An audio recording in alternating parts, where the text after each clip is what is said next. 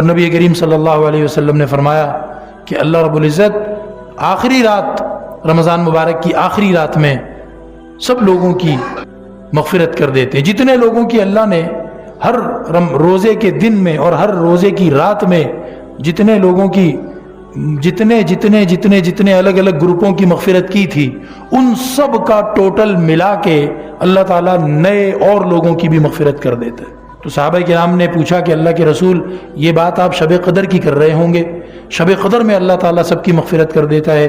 فرمایا کہ نہیں، شب قدر کی بات نہیں ہے، بات یہ ہے کہ جب مزدور اپنی مزدوری، اپنا کام پورا کر لیتا ہے تو اس کو اس کی مزدوری نقد دے دی جاتی ہے۔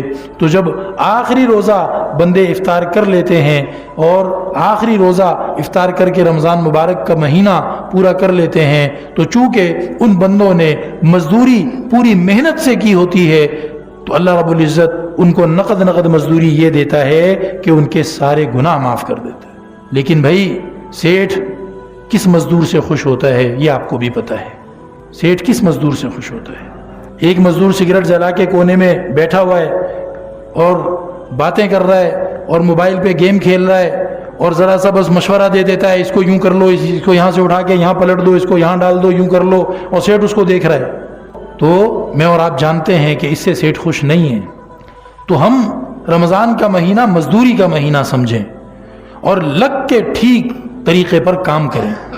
اگر ہم نے ایسا کرنے میں کوشش بھی صحیح کر کے دکھا دی، بھلے پھر ہم سے کام اچھا ہوا کہ نہیں ہوا، لیکن ہم نے کوشش اچھی کر کے دکھا دی تو اللہ جل شانہ بہت تھوڑی کوشش پر زیادہ راضی ہو جاتا ہے۔ کان اللہ شاکرا علیما، اللہ رب العزت بڑا قدردان اور صحیح جاننے والا ہے۔ اللہ قدردان بھی بڑا ہے، آپ تھوڑا کام کریں گے زیادہ شاباشی دے گا، اور بعض مرتبہ بندہ جھوٹی شاباشی لے لیتا ہے۔ افسر کو پتہ نہیں ہے کہ کام کس نے کیا، آخر میں یہ فائل اٹھا کے پہنچ گیا، دیکھیں سر کام ہو گیا، افسر سمجھے گا اس نے کام کیا ہے۔